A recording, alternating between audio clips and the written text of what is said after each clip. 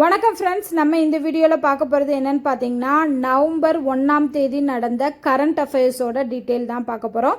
So இந்த வீடியோவிலேருந்து daily current affairs நம்ம பார்க்கலாம். ஸோ இதில் ஃபஸ்ட் கொஸ்டின் பாருங்கள், 8வது மத்திய ஊதிய ஆணையத்தின் தலைவர் யார் அப்படின்னு சொல்லி கேட்டிருக்காங்க. ஸோ இதுக்கு ஆன்சர் வந்து ரஞ்சனா பிரகாஷ் அவங்க. ரஞ்சனா பிரகாஷ் வந்து யாருன்னு பார்த்தீங்கன்னா முன்னாள் உச்சநீதிமன்ற நீதிபதியாக இருந்தவங்க. ஸோ இவங்க தான் வந்து இந்த ஆணையத்தோட தலைவராக வந்து பதவி ஏற்க போகிறாங்க. அடுத்து இந்த புலக் கோஷ் அண்டு பங்கஜ் ஜெயின் இவங்க 2 பேர் யாருன்னு பார்த்தீங்கன்னா, புலக் கோஷ் வந்து பெங்களூரில் இருக்கக்கூடிய இந்திய மேலாண்மை கல்வி நிறுவனம், ஸோ அந்த நிறுவனத்தோட பேராசிரியராக இருக்கிறவர். இவர் வந்து உறுப்பினராக இருக்க போகிறாரு, இந்த ஆணையத்தோட உறுப்பினராக இருக்க போகிறாரு. அடுத்து வந்து பங்கஜ் ஜெயின் இவர் யாருன்னு பார்த்தீங்கன்னா மத்திய பெட்ரோலியம் மற்றும் இயற்கை எரிவாயு அமைச்சக செயலராக இருக்கிறவர். இவர் வந்து இந்த ஆணையத்தோட உறுப்பினர் செயலராக நியமிக்கப்பட போகிறாரு. ஸோ இவங்க 2 பேருமே வந்து இந்த ஆணையத்தோட உறுப்பினர்களாக இருக்க போகிறாங்க. அண்ட் இந்த ஆணையத்தோட தலைவராக இருக்க போகிறது வந்து ரஞ்சனா பிரகாஷ் அவர்கள். ஸோ இதுதான் வந்து 8வது மத்திய ஊதிய ஆணையத்தின் தலைவர் யார் அப்படிங்கிறதுக்கான ஆன்சர் வந்து ரஞ்சனா பிரகாஷ். அடுத்த கேள்வி என்னென்னு பார்த்தோன்னா, தென்னிந்தியாவில் முதல் முறையாக ஆண்டிற்கு 1.5 மில்லியன் டன் அளவிலான திறன் கொண்ட 35% பெட்ரோ வேதிய செறிவுடன் கூடிய எத்திலின் உடைப்பு அலகு. ஸோ இந்த எத்திலின் உடைப்பு அலகு வந்து ஆல்ரெடி இயங்கிக்கிட்டு இருக்கக்கூடிய ஒன்று. ஸோ இது வந்து எந்த ஸ்டேட்டில் உள்ள ஊரில் வந்து இருக்குது அப்படிங்கிற மாதிரி கொஷின் கேட்டிருக்காங்க. ஸோ இதில் இருக்கக்கூடிய ஆப்ஷன்லாம் பாருங்கள், ராமாயப்பட்டினம், கர்னூல், விசாகப்பட்டினம், அனக்காப்பள்ளி, இது எல்லாமே ஆந்திராவில் இருக்கக்கூடிய மாவட்டங்கள் மற்றும் அந்த ஸ்டேட்டில் இருக்கக்கூடிய ஊர்கள் தான். ஸோ இதில் இந்த எத்திலின் உடைப்பு அலகு அப்படிங்கிறது எங்கே செயல்பட்டுக்கிட்டு இருக்கு அப்படின்னு பார்த்தீங்கன்னா ராமாயப்பட்டினத்தில் தான் செயல்பட்டுக்கிட்டு இருக்கு. ஸோ இதுக்குரிய ஆன்சர் வந்து ராமாயப்பட்டினம். அண்ட் இந்த ராமாயப்பட்டினத்தில் என்ன கொண்டு வர போகிறாங்க அப்படின்னு பார்த்தீங்கன்னா பசுமை சார் சுத்திகரிப்பு நிலையம் வந்து செயல்படுத்த போகிறாங்க. ஸோ இதுக்காக 2 நிறுவனங்களோட ஒப்பந்தம் செய்யப்பட்டிருக்கு. அந்த 2 நிறுவனங்களும் சேர்ந்து தான் வந்து இங்கே வந்து பசுமை சார் சுத்திகரிப்பு நிலையத்தை கொண்டு வர போகிறாங்க. ஃபஸ்ட்டு நிறுவனம் எதுன்னு பார்த்தீங்கன்னா பாரத் பெட்ரோலியம் கார்ப்பரேஷன் லிமிடெட் அப்படின்னு சொல்லக்கூடிய PBCL அப்படிங்கிற நிறுவனம். இன்னொன்று வந்து ஆயில் இந்தியா லிமிடெட் OIL அப்படின்னு சொல்லுவோம் இல்லையா, அந்த 2 நிறுவனம். ஸோ இந்த 2 நிறுவனங்கள் இணைந்து தான் வந்து ஆந்திராவில் இருக்கக்கூடிய ராமாயப்பட்டினம் அப்படின்னு சொல்லக்கூடிய இடத்துல வந்து பசுமை சார் சுத்திகரிப்பு நிலையத்தை கொண்டு வர போகிறாங்க.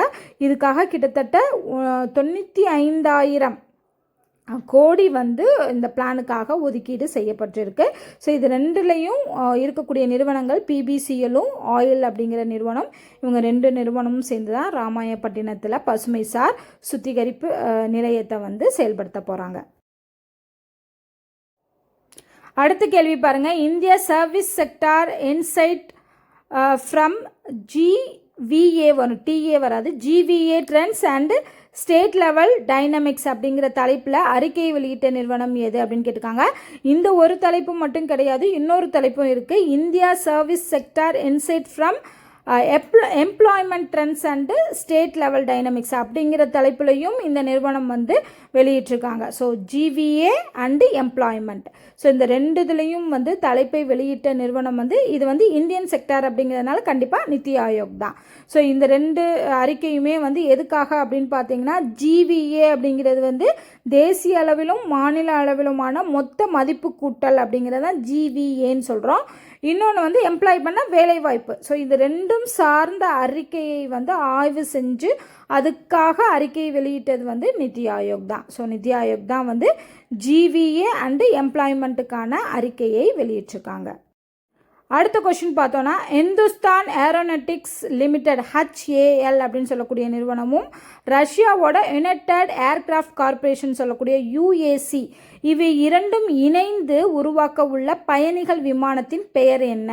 ஸோ இந்த 2 நிறுவனம் இணைஞ்சு ஒரு பயணிகள் விமானத்தை உருவாக்க போகிறாங்க. அந்த பயணிகள் விமானத்தோட பெயர் வந்து SJ-100 அப்படிங்கிறது தான் இந்த பயணிகள் விமானத்தோட பெயர். ஸோ இதுக்காக வந்து யார் ஒப்பந்தம் செஞ்சுருக்காங்கன்னா இந்துஸ்தான் ஏரோநாட்டிக்கல் லிமிடெட்னு சொல்லக்கூடிய HALும் அப்புறம் யுனைடெட் ஏர்கிராஃப்ட் கார்ப்பரேஷன் ரஷ்யாவோடதும் சேர்ந்து தான் வந்து இதுக்கான ஒப்பந்தத்தில் வந்து கையெழுத்திட்டிருக்காங்க. ஸோ இவங்க 2 பேரும் இணைஞ்சு தான் இந்த SA-100 அப்படின்னு சொல்லக்கூடிய இந்த விமானத்தை உருவாக்க உள்ளனர்.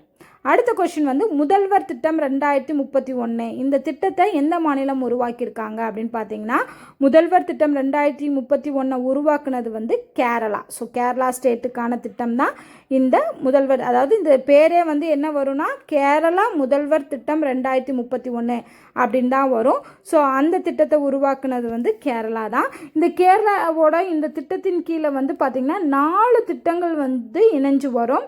அந்த 4 திட்டங்கள் சேர்ந்தது தான் இந்த கேரள முதல்வர் திட்டம். ஃபஸ்ட்டு வந்து KAIMனு சொல்லக்கூடிய கேரள செயற்கை நுண்ணறிவு திட்டம், ஓகேவா, ஆர்டிஃபிஷியல் இன்டெலிஜென்ட்டுக்கான ஒரு திட்டம் தான் இது. அதுக்கப்புறமா வந்து கேரள குறைக்கடத்தி உற்பத்தி திட்டம், அடுத்து வந்து கேரள எதிர்கால தொழில்நுட்ப திட்டம் KFTM, அடுத்து வந்து TFCன்னு சொல்லக்கூடிய தி ஃபியூச்சர் கார்ப்பரேஷன். ஸோ இந்த 4 திட்டங்களையும் ஒருங்கிணைச்சு தான் இந்த கேரள முதல்வர் திட்டம் 2031 இந்த மாநிலம் வந்து உருவாக்கியிருக்காங்க. ஸோ இது எல்லாமே வந்து மெயினாக வந்து பார்த்திங்கன்னா 2030க்குள்ளே 1 மில்லியன் குடிமக்களுக்கு வந்து செயற்கை நுண்ணறிவு பயிற்சி கொடுக்கணும் அப்படிங்கிறதுக்கான மசோதாவையும் வந்து இந்த மாநிலம் வந்து அறிமுகப்படுத்தியிருக்காங்க அப்படிங்கிறதையும் நம்ம இதில் தெரிஞ்சுக்கணும். ஸோ முதல்வர் திட்டம் 2031 அப்படிங்கிறது வந்து கேரளாக்குரியது. அடுத்தது பார்த்தோன்னா ஆசிய இளையோர் விளையாட்டுப் போட்டி 2025 எங்கே நடைபெற்றது அப்படின்னு பார்த்தீங்கன்னா பஹ்ரைனில். ஸோ பஹ்ரைனில் நடந்ததான் இந்த இளையோர் விளையாட்டு திட்டம். அண்ட் இந்த போட்டியில் வந்து பார்த்திங்கன்னா பளுதூக்குதல் பிரிவில் ஆடவருக்கான 60 கிலோ எடை பிரிவில் 2 வெள்ளி பதக்கம். ஸோ வாங்கினது யாருன்னு பார்த்தீங்க அப்படின்னா எட்வினா ஜேசனா, மகாராஜன் ஆறுமுக பாண்டியனா, கார்த்திகேயனான்னு பார்த்தோம்னா மகாராஜன் ஆறுமுக பாண்டியன். ஸோ இவர் வந்து பார்த்திங்கன்னா நம்ம தமிழ்நாட்டை சார்ந்தவர் தான். 2 வெள்ளி பதக்கம் இந்த 60 கிலோ எடைப்பிரிவில் வந்து வாங்கியிருக்காரு. இந்த தமிழ்நாட்டில் வந்து எந்த பகுதியை சார்ந்தவர்னு பார்த்திங்கன்னா கோவில்பட்டி. ஸோ கோவில்பட்டியிலேருந்து வந்த மகாராஜன் ஆறுமுக பாண்டியன் தான் வந்து ஆசிய இளையோர் விளையாட்டு போட்டியில் பளுதூக்கும் பிரிவில் 60 கிலோ எடை பிரிவில் 2 வெள்ளி பதக்கம் வாங்கியிருக்காங்க.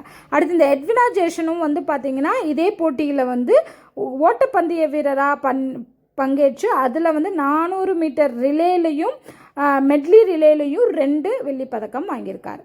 அடுத்து டிஸ்லெக்சியா அப்படிங்கிறது வந்து ஒரு நோய், அது வந்து வாசிப்பு திறன் குறைபாடு நோய். இது பற்றிய விழிப்புணர்வு மாதமாக வந்து அக்டோபர் மந்த் வந்து செயல்படுது. ஸோ விழிப்புணர்வு மாதம் அப்படின்னு கேட்டாங்கன்னா அக்டோபர் தான். ஸோ அக்டோபரில் தான் இதுக்கான வாரத்தை வந்து அனுசரிக்கிறோம். டிஸ்லெக்சியா அப்படிங்கிற வாசிப்பு திறன் குறைபாட்டு வாரம், விழிப்புணர்வு வாரம். அடுத்து உலக பக்கவாத தினம்ங்கிறது அக்டோபர் 29 அனுசரிக்கப்படுது. இந்த பக்கவாத தினத்தோட கருத்துரு, அதோட தீம் என்ன அப்படின்னு பார்த்தீங்கன்னா இதை பார்த்தோன்னே சொல்லலாம். பக்கவாத தினம் அப்படிங்கிறதுனால எவ்ரி மினிட் கவுண்ட்ஸ். ஏன்னா பக்கவாதம் வந்து அந்த குறிப்பிட்ட செகண்ட்ஸ்லேயே இல்லை மினிட்லேயோ அவங்கள வந்து நம்ம ஹாஸ்பிட்டல் கூட்டிகிட்டு போனால் தான் அவங்கள வந்து காப்பாற்ற முடியும், அவங்கள பழைய நிலை கொண்டு வர முடியும். ஸோ அதனால் எவ்ரி மினிட் கவுண்ட்ஸ் தான் இந்த வருட பக்கவாத தினத்தோட கருத்துருவாக இருக்குது.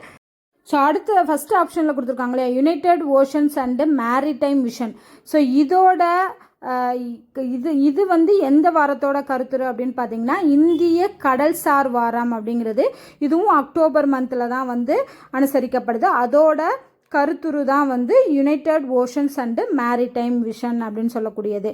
அடுத்தது பார்த்தோன்னா 3வது ஆப்ஷனில் கொடுத்துருக்காங்க இல்லையா, ரைசிங் த வால்யூம். ஸோ இது வந்து எதுக்குரியதுன்னு பார்த்தீங்கன்னா நம்ம மேலே பார்த்தோம் இல்லையா, டிஸ்லெக்ஷியா அப்படின்னு சொல்லக்கூடியது, வாசிப்பு திறன் குறைபாடு அப்படின்னு சொல்லக்கூடிய இந்த வாரத்தோட டிஸ்லெக்சியாவோட கருத்துரு தான் வந்து ரைசிங் த வால்யூம் அப்படிங்கிறது. ஸோ இந்த 3மே வந்து அக்டோபர் மந்தில் வரக்கூடிய நிகழ்வுகள் தான். ஸோ அதோட கருத்துரு பார்த்தாச்சு. அடுத்து ஃபைனலாக பாருங்கள், தமிழ்நாட்டில் உள்ள எந்த மாவட்டங்கள் பிரதான் மந்திரி தன் தான் தானியா அப்படின்னு சொல்லக்கூடிய கிருஷி யோஜனாவோட சேர்க்கப்பட்டுள்ளது அப்படின்னு கேட்டிருக்காங்க. இந்த கிருஷின்னு வந்துட்டாலே பார்த்திங்கன்னா அது விவசாயம் சார்ந்த ஒரு ஸ்கீமாக தான் இருக்கும். ஸோ இது வந்து பார்த்திங்கன்னா விவசாயம் சார்ந்த ஸ்கீம் தான்.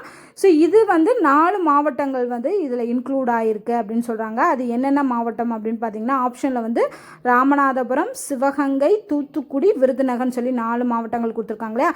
இந்த 4 மாவட்டங்களுமே பிரதான் மந்திரி தன் தான் தானியா கிருஷி யோஜனாவின் கீழே சேர்க்கப்பட்ட மாவட்டங்கள் தான். ஸோ இந்த 4மே வந்து இந்த தமிழ்நாட்டில் உள்ள இந்த 4 மாவட்டங்களில் வந்து இந்த யோஜனாவுக்கு கீழே சேர்த்துருக்காங்க. ஓகேவா, தன் தானிய திட்டத்தின் சேர்க்கப்பட்டுள்ள மாவட்டங்கள் நம்ம தமிழ்நாட்டில் அப்படின்னு பார்த்தோன்னா இதுதான். ஸோ ஓகேவா, ஸோ இதுதான் நவம்பர் 1ஆம் தேதி இருக்கக்கூடிய கரண்ட் அஃபேர்ஸ் எல்லாமே இதில் வந்து இன்க்ளூட் ஆயிரும். ஸோ இதே மாதிரி டெய்லி கரண்ட் அஃபேர்ஸ் வந்து நம்ம சேனலில் வந்து கொடுக்குறோம்.